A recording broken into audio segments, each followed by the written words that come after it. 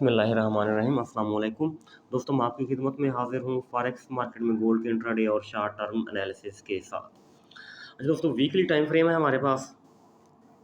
तो weekly time frame को सबसे पहले हम एनालाइज करते हैं।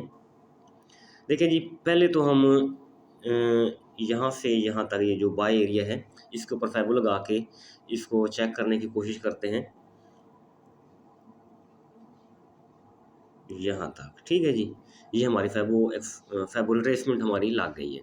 तो अब आपने गौर से देखना है। देखिए, ये 50% ऑफ फैबो लेवल है और ये 60% ऑफ फैबो लेवल है। सॉरी, हाँ जी, ये बल्कि 60 ये है 2605 वाला, और 50 है हमारा ये वाला 2628। तो मार्केट की वीकली की जो क्लोजिंग है ये 50% ऑफ फैबो के ऊपर है। क्योंकि देखें, ये रूल होता है कि मार्केट का जो एक रिट्रेसमेंट एरिया होता है, गोल्डन रिट्रेसमेंट एरिया, वो 61 से 50 तक के दरमियान में होता है। तो इस एरिया से हम बाय की कोशिश हमेशा किया करते हैं, बाय की या सेल की, दोनों सूरतों में। तो इस एरिया से हम सेल या बाय किया करते हैं। ठीक है, मार्केट इस एरिया से बाय गई, ठीक है, कोई इशू नहीं है हमें। तो अब क्लोजिंग देखते हैं। क्लोजिंग इसने 50 के ऊपर दी है, 50% ऑफ फैबो की ऊपर दी है। तो जब 50% के ऊपर मार्केट क्लोज करती है तो 38, नेक्स्ट लेवल 38 होता है। तो अब सिचुएशन ये है कि मार्केट 38 के ऊपर, ये देखें 2650 के ऊपर क्लोजिंग देती। तो ये प्रीवियस वीडियोस में भी मैं कहता रहा हूँ, आपको बताता रहा हूँ कि अगर 50 के ऊपर क्लोजिंग देगी तो ला महला इसने आप जाना होगा 2676 के ऊपर। 23% ऑफ फैबो बनता है और इसकी रीडिंग बनती है 2676 तक। लेकिन मार्केट पूरा वीक स्टक रही 50 और 38 के लेवल के दरमियान, फैबो के लेवल के दरमियान। ना इसने ऊपर इसको ब्रेक किया और ना ही नीचे ब्रेक किया। हाँ, इतना सा ज़रूर कह सकते हैं हम कि मार्केट ने जो वीकली क्लोजिंग दी है 50% ऑफ फैबो के ऊपर दी है, यानी किसी हद तक मार्केट ऊपर जा सकती है, कंफर्म नहीं, किसी हद तक। ठीक है जी, तो मतलब अभी थोड़ा बहुत हमें कुछ चांस ऐसे हैं कि मार्केट ऊपर जा सकती है। तो ये हमने इस चीज़ को डिस्कस किया। अब नेक्स्ट देखते हैं। तो अब फैबो लगाते हैं। ये पिछले प्रीवियस 2 वीक के ऊपर ये जो यहाँ तक ये सेल आई है, ठीक है, 2 कैंडल्स इसने सेल की दी हैं। तो इसके ऊपर रिट्रेसमेंट लगा के देखते हैं कि मार्केट ने क्या सीन अख्तियार किया है यहाँ से यहाँ तक। ठीक है, ऐसे ही होगा ना।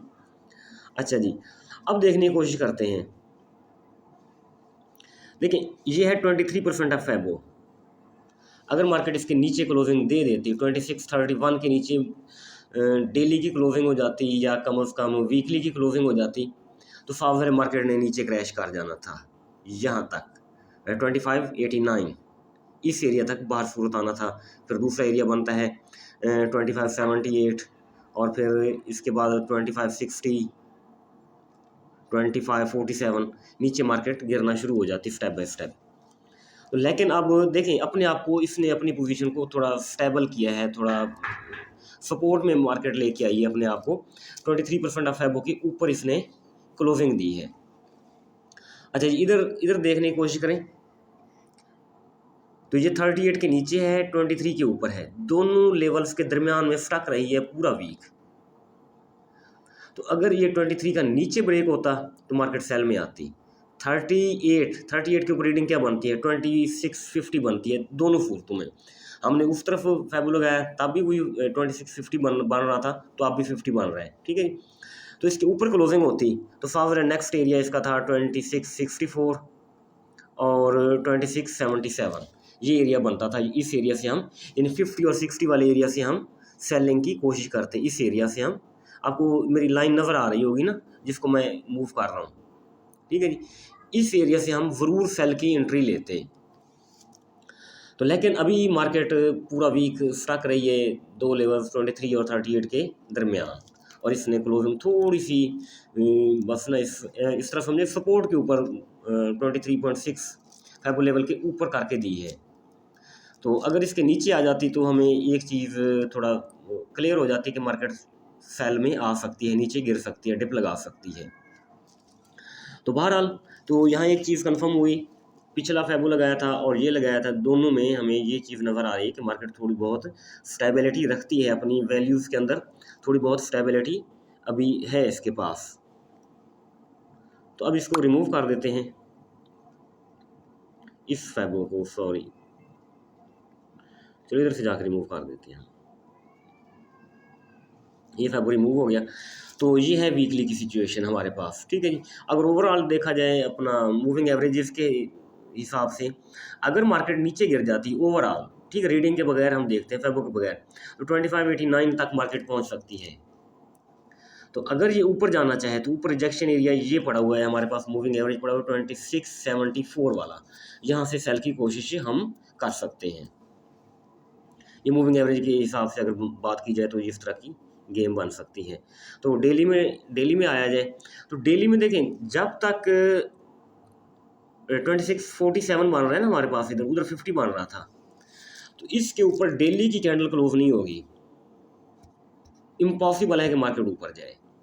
डेली की कैंडल की क्लोजिंग यानी 50 के ऊपर होनी चाहिए, 2650 के ऊपर होनी चाहिए, तभी हम बाय की साइड में बैठेंगे। अदरवाइज या तो मार्केट साइड में रहेगी या निस्बतन सेल में रहेगी, ठीक है जी। तो प्रीवियस 2 वीक देखा जाए तो मार्केट ओवरऑल रेंज बाउंड या साइड में चली है, तो ना ही तो कुछ खास सेल चली है और ना ही कुछ बाय चली है। रीज़न क्या है, रीज़न भी यहाँ हम डिस्कस करते हैं। तो मैंने एक वीडियो में बोला था कि जो अपना है ट्रेडर्स हैं या इन्वेस्टर्स हैं, वो गोल्ड से इस वक्त तक निकल चुके हैं। तो एक दोस्त ने कमेंट किया कि इन्वेस्टर्स कहाँ गए, तो इन्वेस्टर बीटीसी में गए हैं। देखिए बीटीसी ने टॉप बनाया, और बीटीसी में जिसने भी ट्रेड की या जो भी बीटीसी में गया और बाय में बैठा, मेरे ख्याल में वो इस वक्त तक मज़े में बैठा है। तो कल मार्केट ने थोड़ा सा मामूली सा डिप लेने की कोशिश की, लेकिन आज देखें, आज मार्केट दोबारा बाय में जा रही है, बीटीसी की मार्केट। तो इट मीन जो उधर बायर्स बैठे हैं या जो इन्वेस्टर बैठे हैं बीटीसी में, वो अभी भी उम्मीद लगा के बैठे हुए हैं कि ऊपर जाएगी, हाँ ऊपर जा सकती है। तो बीटीसी चलो उधर जाएंगे ट्रेडिंग व्यू में, चलो बीटीसी भी थोड़ा बहुत हम डिस्कस करने की कोशिश करेंगे। तो ये चीज़ है, जब तक बीटीसी एक डिप नहीं लगाती या उसमें सेलिंग प्रेशर नहीं आता या कोई ऐसा फंडामेंटल इम्पैक्ट आ जाए बीटीसी में, बीटीसी डाउन आना शुरू होगा, तो तभी वो जो बायर बैठा है बीटीसी में वो अपना प्रॉफिट बुक करेगा। इस वक्त तक किसी बायर ने बीटीसी में अपना प्रॉफिट बुक नहीं किया। बीटीसी में प्रॉफिट बुक होगा, इन्वेस्टर्स उधर से अपना प्रॉफिट लेके फिर इधर अपना गोल्ड में उसको इन्वेस्ट करने की कोशिश करेंगे, तो तभी जाके गोल्ड स्टेबल होगा या अपनी पोजीशन को थोड़ा ऊपर करके लेके आएगा। ये डेली टाइम फ्रेम है हमारे पास। H4 में जाएं, H4 में देखें, सिंपल सी बात है, ये एक लंबी वीक नज़र आ रही है आपको 13 तक, 26-13 तक। ये देखें, इस वीक ने, इस जो अपना फ्राइडे वाले दिन न्यूज़ आई थी 23 से हमने बाय भी किया था, माशाल्लाह अच्छी चली थी। तो इस वीक ने प्रीवियस वीक का 50% फेल किया। अब इस वीक की बारी है, ठीक है, इस वाली वीक की बारी है, ये जो क्लोज 23 के ऊपर क्लोज हुई है, ठीक है। तो अब ये वाली कैंडल इसका 50% फिल करेगी, नियर अबाउट 27 या 27 से थोड़ा सा नीचे इसका 50% फिल करेगी। फिल करने के बाद मार्केट दोबारा से ऊपर अपना जाने की थोड़ी बहुत कोशिश कर सकती है या ऊपर जाएगी। हम यहाँ से इंशाल्लाह बाय की ज़रूर कोशिश करेंगे। तो बहरहाल वीक लिक्विडिटी भी कुछ लोग कहते हैं, मैं कहता हूँ जी वीक फिल करने आती है, तो बात सेम ही है, एक ही बात है। तो इस वीक का 50% फिल होगा, उसके बाद मार्केट हम अपना बाय ऑर्डर किसी हद तक लगा सकते हैं, लेकिन सेल यहाँ से नहीं बनती।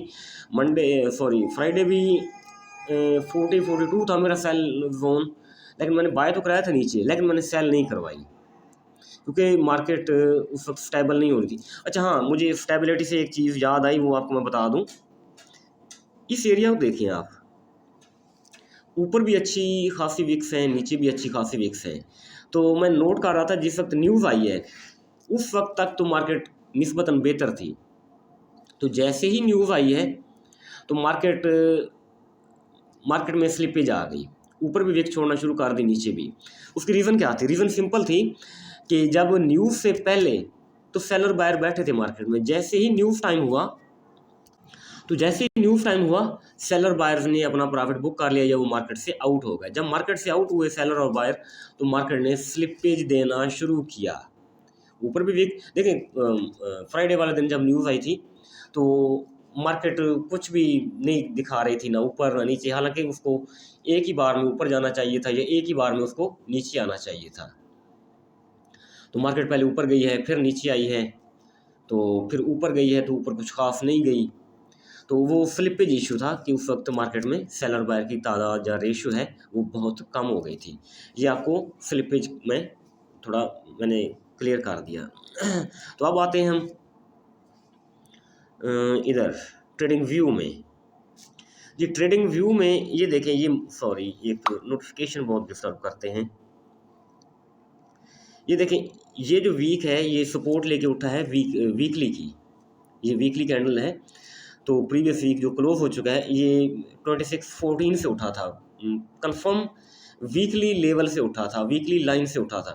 तो इसको बाहर सूरज जाना चाहिए था यहाँ तक, वीक टू वीक, लेकिन मार्केट में पोटेंशियल नहीं था, मार्केट में इतनी वोलेटिलिटी नहीं थी कि प्रीवियस 2 वीक मतलब ये ऊपर नहीं जा सकी, साइडवे रही। तो अब सिंपल सी बात है, अगर 2614 स्टेबल रहता है, फ्राइडे अपना मंडे वाले दिन लाइनें थोड़ा बहुत ऊपर नीचे हो जाएंगी, आप सेटिंग कर ले, मैं भी सेटिंग कर लूँगा, थोड़ी बहुत ऊपर नीचे होंगी ये लाइनें, वीक की लाइनें, ठीक है। तो अगर 2614 वीकली लाइन स्टेबल रहती है, मार्केट इसके ऊपर ही क्लोजिंग करती है, तो ला महला जो कुछ हो जाए यहाँ तक तो जाना पड़ेगा मार्केट को, वीक टू वीक तो जाना पड़ेगा। उसके लिए उसको जितना भी टाइम लगे, बाहर जाना तो पड़ेगा, ये तो बात कंफर्म है, ठीक है जी, वीक टू वीक। हाँ, अगर फ़र्ज़ करें ये वीक टूट जाता है, दूसरे अल्फाज में ये वाली वीकली लाइन टूट जाती है, तो ये हमारा बाय जोन भी टूट जाएगा जहाँ से हमने कई बार बाय किया है। तो मार्केट साफ ज़रा फिर इस लाइन तक आएगी 2587 तक, ठीक है जी। फिर इस वीक को टैप करने की कोशिश करेगी। तो ये चीज़ आपने जेन में रखनी है कि 2614 स्टेबल रहता है, सपोर्ट इसकी बरकरार रहती है या मार्केट की सपोर्ट को ब्रेक करती है। लेकिन मुझे ऐसे लग रहा है कि ये एक अच्छा एरिया है, हमने कई बार इस यहाँ से बाय किया, तो मेरे ख्याल में अगर कोई फंडामेंटल ना आया तो मेरे ख्याल में ये स्टेबल रहेगा, ये ब्रेक नहीं होगा हमारा बाय एरिया, और मार्केट को ग्रेजुअली ऊपर की ये सेल एरिया है हमारा, ठीक है। तो यहाँ से फिर हम दोबारा बाय करेंगे। अब डेली में आया जाए जी, डेली में सिंपल सी बात है कि मार्केट इस लाइन की 2650 इसकी इसने रेजिस्टेंस ली हुई है और वीक को इसने सपोर्ट बनाया हुआ है। तो ठीक है, अगर ऊपर से मतलब ब्रेकआउट होता है, मतलब ऊपर से नीचे आती है मार्केट, ठीक है जी, और नीचे 2598 बनता है, फिर ये दोबारा हमारा बाय एरिया है। यानी अगर रेड टू रेड भी आती है ना मार्केट, रेड टू रेड नीचे आ जाती है, तो 2698 ये फिर भी बाय एरिया हमारा अभी भी मौजूद है। हाँ, इसके नीचे कैंडल क्लोज करेगी तो साफ नीचे आएगी, वरना यहाँ से फिर हम बाय की जानिब दोबारा बैठने की कोशिश करेंगे। दूसरा ये वो जिस तरह कहते हैं लिक्विडिटी एरिया भी बन जाएगा, मार्केट जो प्रीवियस विक्स पड़ी हुई है उनको भी फिल कर सकेगी, ठीक है जी। तो एक बार जो बायर बैठे हैं उनको भी हटा देगी, हटाने के बाद फिर मार्केट दोबारा अप जा सकती है। तो ये है हमारा डेली का एनालिसिस। डेली में सिंपल बता दूँ मैं आपको, तो ये एरिया जो हमारा है यहाँ से तो हम ज़रूर इंशाल्लाह सेल की एक बार तो ज़रूर कोशिश करेंगे, मार्केट नीचे आने देंगे। तो उसके बाद अगर मार्केट दोबारा स्टेबिलिटी लेती है तो यहाँ से दोबारा फिर ऊपरी बार बाय की कोशिश करेंगे। ये ट्रिपल कंफर्मेशन वाला जोन है, ठीक है जी। तो ये बार बार 2673 से 2682 ये हमारा सेल एरिया है डेली के हवाले से, और कोशिश करेंगे हम यहाँ से सेल, अगर मार्केट यहाँ तक जाती है तो सेल की एंट्री इंशाल्लाह ज़रूर पकड़ेंगे हम। H4 में चले जाएं, तो H4 में देखें ये एक बाय जोन है हमारा, स्कैल्पिंग बाय 26, 26, 26, 23 इस एरिया से हमने बाय किया था फ्राइडे वाले दिन।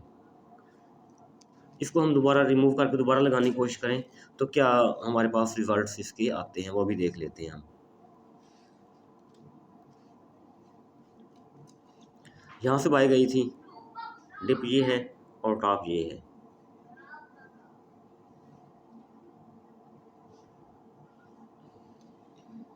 ट्वेंटी सिक्स ट्वेंटी थ्री और 26 26, ठीक है जी। ये सेम वही एरिया आ रहा है अभी भी हमारे पास बाय के लिए, ठीक है जी। तो अगर सेल के ऊपर हम लगाएं तो सेल के ऊपर क्या आता है रिजल्ट हमारा, यहाँ तक सेल आई तो सेल जोन क्या बनता है 26 36 26 38। तो ये एक हमारा सेल एरिया फिर से हमारा बनता है। इसके ऊपर एक और सेल जोन पड़ा हुआ है हमारा 44 से 48 का, ठीक है जी। तो अगर यहाँ तक मार्केट दोबारा आती है तो हम यहाँ से भी एक सेल की एंट्री ज़रूर लेंगे। तो ये तो बाय जोन है ना हमारा, इसको हम ग्रीन कर देते हैं, ये बाय जोन है हमारा, ठीक है जी। 4 घंटे के हवाले से, घंटे के हवाले से देखा जाए तो घंटे के हवाले से दोबारा फिर बाय जोन हमारा कौन सा बनेगा, ये डिप है इसका सेम बन रहा है, वही बन रहा है तकरीबन 23 26, ठीक है जी। यहाँ से इंशाल्लाह हम ज़रूर बाय की एक कोशिश करेंगे। सेल एरिया 36 से 38 है और 44 से 48 है और इसके बाद मज़ीद सेल एरिया तकरीबन 73 से 83 तक है, ठीक है जी। ये हमारे 3 सेल एरिया हैं और बाय एरिया एक बड़ा बाय एरिया है 25 98 26 14 और एक ऊपर बाय का एरिया पड़ा हुआ है 23 से 26 के दरमियान। ये 2 बाय एरिया हैं। तो इंशाल्लाह मार्केट मंडे ओपन होगी तो मंडे देखेंगे कि मार्केट कहाँ से ऊपर जाने की कोशिश करती है। उम्मीद काफ़ी 23 26 यहाँ से बाय की जाए तो मेरे ख्याल में ये ज़्यादा बेहतर रहेगा। तो दोस्तों ये वीडियो है ओवरऑल मंडे वाले दिन के लिए, तो उम्मीद काफ़ी है अल्लाह ताला के हुक्म से इंशाल्लाह मार्केट हमारी इस वीडियो में बताए गए लेवल्स को ज़रूर रिस्पेक्ट करेगी। तो अगर मेरा ग्रुप ज्वाइन करना चाहें आप तो आप आईबी चेंज कर सकते हैं और आईबी चेंज करके आप ग्रुप ज्वाइन कर सकते हैं। आईबी है मेरे पास ऑक्टा का और एक्सनेस का। बहुत बहुत शुक्रिया।